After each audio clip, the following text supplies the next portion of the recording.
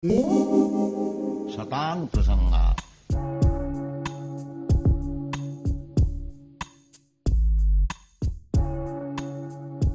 Hare Krishna, dear devotees, and welcome to today's session. I pray that all is well with you and your families at this time. So today we're moving on to the next letter, and it's a letter to Ekayani Mataji. It's a very relevant letter for our lifestyle today, and it shows the practical application of Krishna consciousness in the Grihastha ashram and amongst practical aspects of life. So Prabhupada, very interestingly, this Mataji had some difficulty with her husband, and she's left her husband. She used to stay in New York. She's gone to Boston. So now Prabhupada is encouraging her to go back home to her family and her husband and try to sort things out. So you can imagine it's quite an intense situation, because Prabhupada, being a sannyasi, has to deal with grihastha issues, but he's doing it as a father.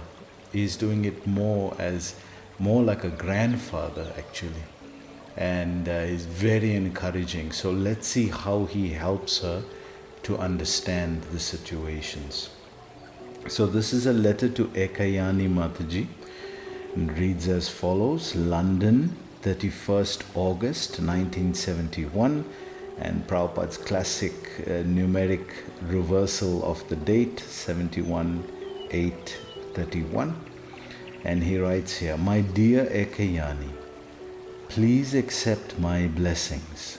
I am in due receipt of your letter dated 20th August. So 31 to 20th, 11 days later, Prabhupada has replied to her, 1971, and have noted the contents. In spite of all your faults, you will go to Vaikuntha because you are a great devotee. Wow! Now you can imagine, Prabhupada is not just flattering her here. She must be a very dedicated soul. And Prabhupada's opening comments is that despite somebody saying that you have this fault and that fault and that fault, Prabhupada is not looking at any of those faults. He's saying you are devoted to Krishna, and because of that you will go back to Vaikuntha. To get a message like that as an opening statement in a letter from your spiritual master is very encouraging. And Prabhupada says here, don't create some abnormal condition.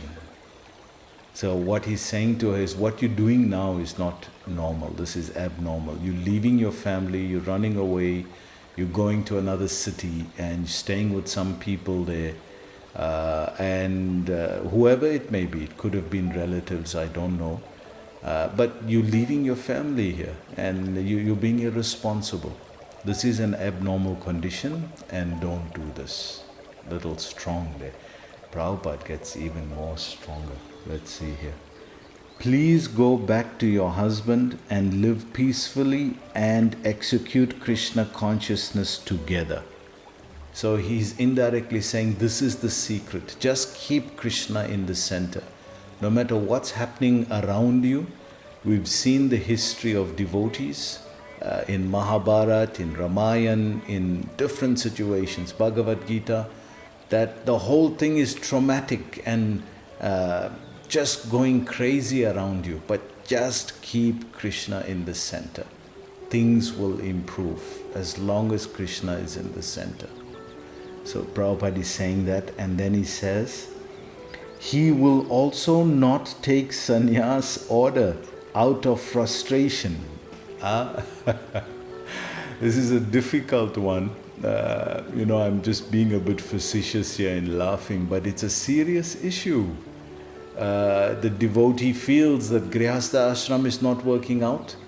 I had so many friends, I can't tell you how many friends, who were serious brahmacharis, and got into the Grihastha ashram, and within a very short time, actually, if I had to tell you honestly, every one of them told me in confidence. I'm not going to mention names. But everyone told me in confidence that, hey, they made a mistake here. Because they had a false expectation of what the Grihastha ashram is. And they thought, it'll work out, we'll work it out. When the children come, it'll work out then, because they'll be the center. Then one child comes and then, it's still worse, it's still problematic. Okay, get a second child, and then 2 children, keep both of them busy. Now you increase the problem. So it's like the story of the sadhu who was reading Bhagavad Gita, and he was so renounced. So the rat started to come and bite, eat up at his cloth. So he said, now what to do with this rat now, So he started to, he said, okay, I'll have to get a cat to keep guard. So he got a cat. And then he got a cat, then he realized you have to feed this cat. Now what the cat likes? Milk. Where the milk comes from? A cow. So he had to get a cow in order to feed the cat, in order to take care of the rat.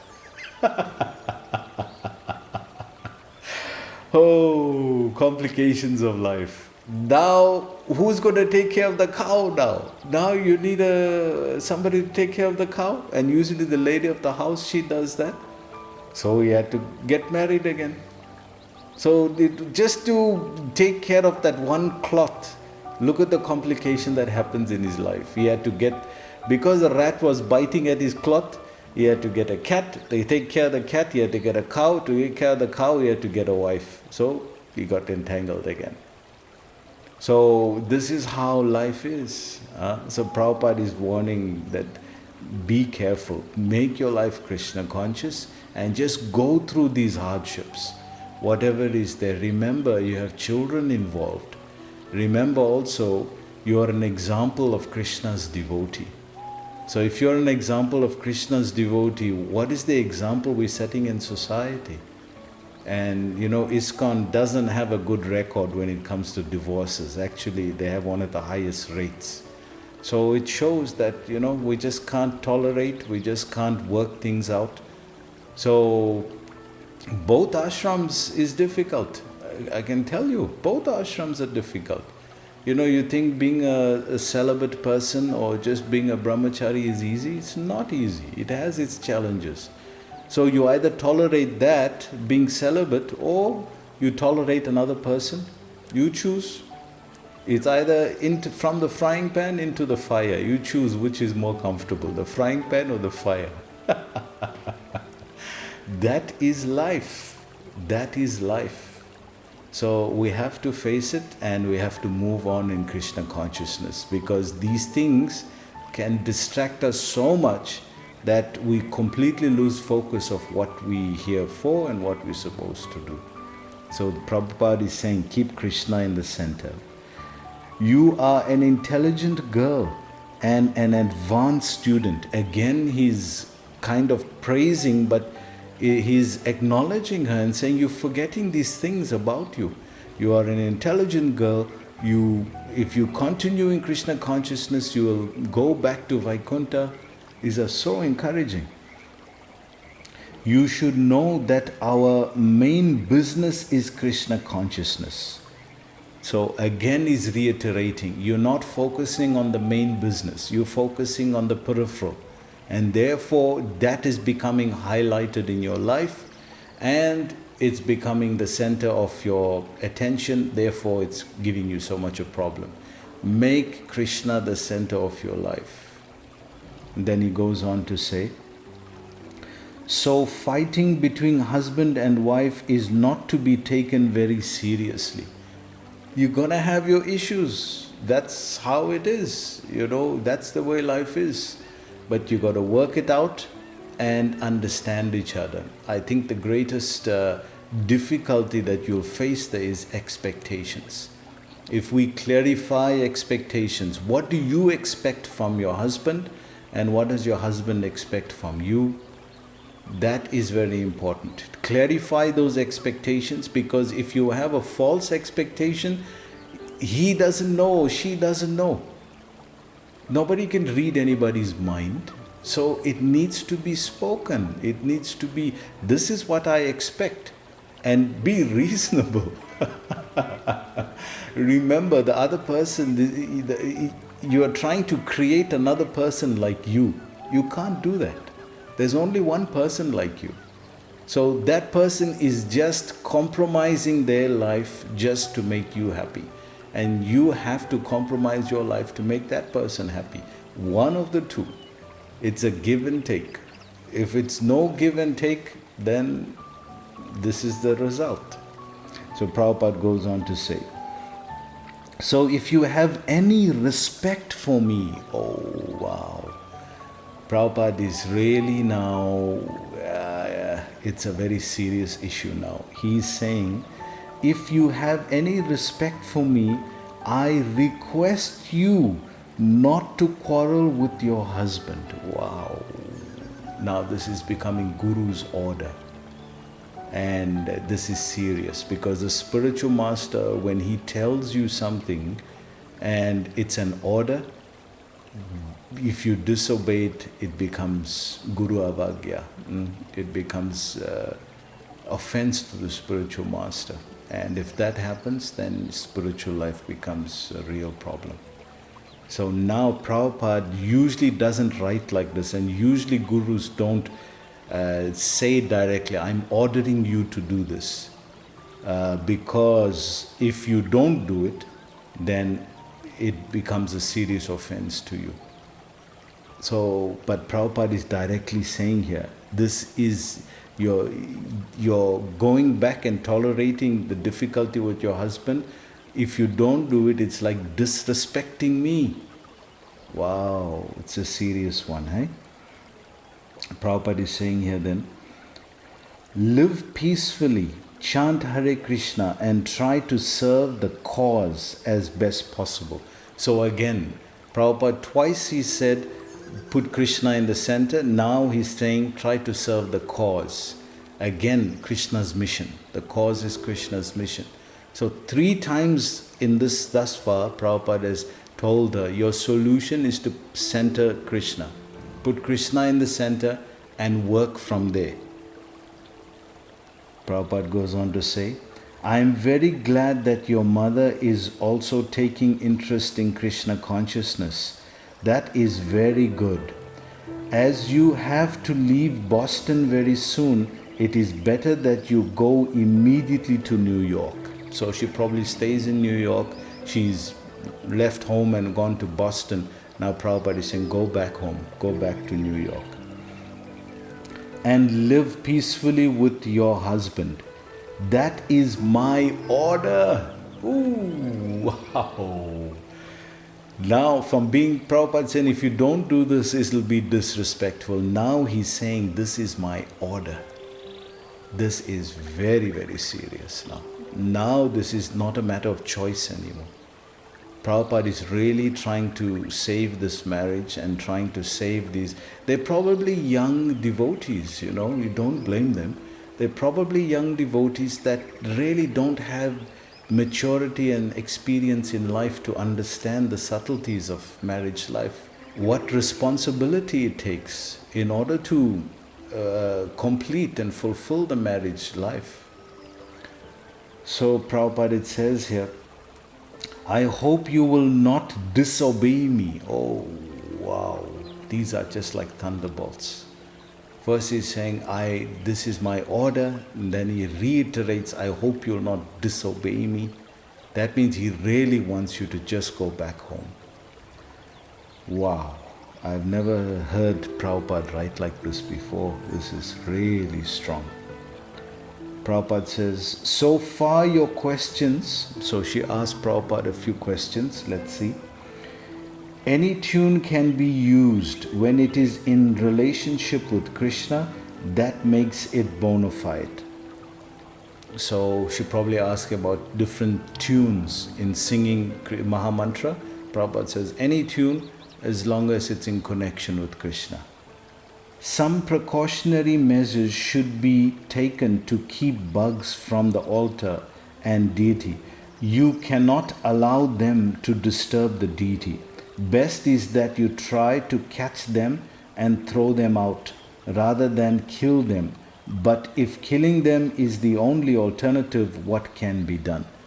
So she's asking about insects, usually cockroaches, on the altar, what to be done. So Prabhupada says, better you try to clean the altar properly.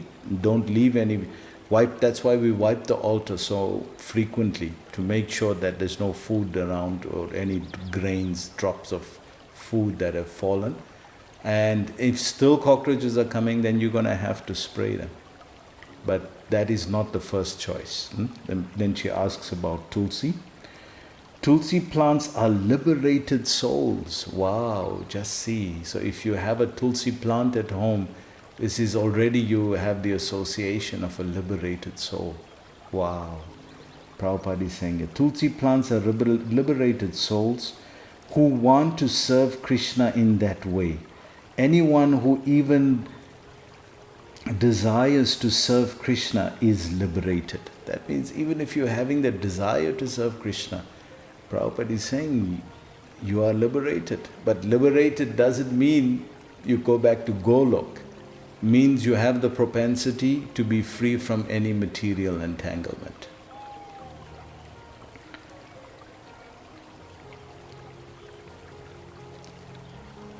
What to speak of one who is actually engaged in devotional service? So for one who's engaged in devotional service, he is very fortunate. Brahmanda Brahmate Kon Bhagyavan Jeev Guru Krishna Prasada Pai Bhakti Lata Beach. Kon Bhagyavan Jeev, who is that fortunate soul who out of many millions of universes, Brahmanda, that he gets Guru Krishna Prasad. He gets Guru, he gets to worship Krishna, and he gets the Prasad of Krishna. Prasad Pai Bhakti Lata Bij, and he gets the seed of devotion from the spiritual master in the heart. Who is that fortunate soul? This is what it says. Then she asks, expansion means remains in Golok Vrindavan and at the same time expands all over the universe. Krishna can expand, so his devotees can also expand. So she's asking about Krishna's expansion and devotees' expansion. So Prabhupada is saying the devotee can also expand. Wow, that's very interesting. Then she asks about Vallabhacharya Sampradaya. It's also a bona fide Sampradaya. Vallabhacharya's teachings are bona fide. This difference of opinion is there always, just like you differ with your husband, but that doesn't mean that you and your husband are not devotees. So, Prabhupada, then the next question she asks here. In the spiritual sky, there is no birth. So where is the question of baby? So I think she's probably asking about baby Krishna, whether he is born in the spiritual world. And then he says, Krishna is there eternally as Kaishora, a 16-year-old youth. His childhood pastimes exhibited in the material universes. So these questions he's asking, and he's saying that these are only in the material universe that Krishna takes birth. So it's a special feature that he doesn't, because to be born means there's a time process. So that time factor doesn't work the same way in the spiritual world. So we have one advantage of being in the spiritual world, that we can see Krishna's birth pastime, childhood, janma, the birth pastime of Krishna. That doesn't happen in the spiritual world. So we're fortunate in that way. So Prabhupada ends by commenting, best thing is if you chant Hare Krishna and go to Krishna and find out the answers to all these questions yourself. So, a nice way to end the letter, and at the same time Prabhupada is saying, you're asking all these questions, better you go back to Godhead. So better you do all that I asked you, you go back to Godhead, all the questions are answered there. Well, if you go back to God, then you won't have any more questions because you're already there. So Prabhupada lightens it up. I mean, I'm sure she laughed when she read this part, because Prabhupada has a sense of humor and it's a heavy letter, very instructive letter. So he wants her to be serious. And then he says, hope this meets you in good health. Your ever well-wisher, A.C. Bhaktivedanta Swami. So I hope we learned something today. Please join us again tomorrow. Hare Krishna.